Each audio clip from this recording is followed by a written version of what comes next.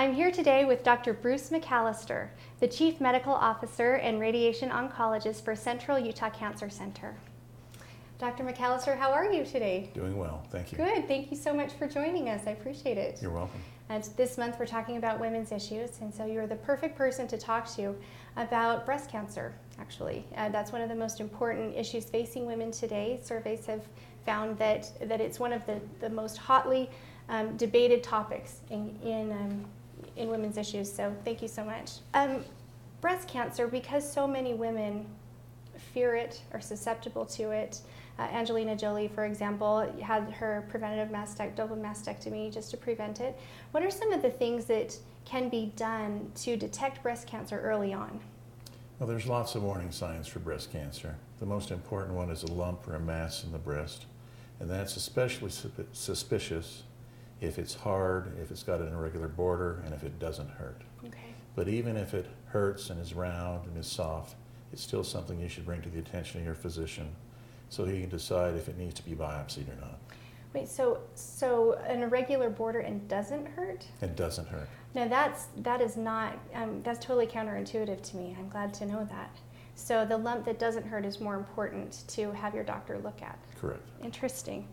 So what are some of the newest technologies that you have at the Cancer Center to help detect this?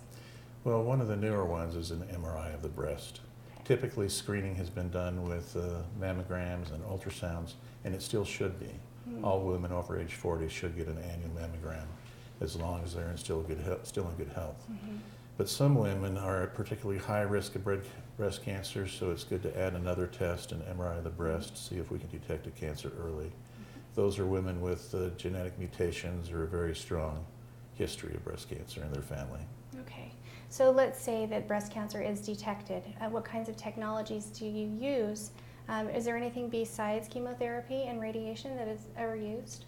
There are. At the Central Utah Clinic Cancer Center, we have both medical oncologists and radiation oncologists.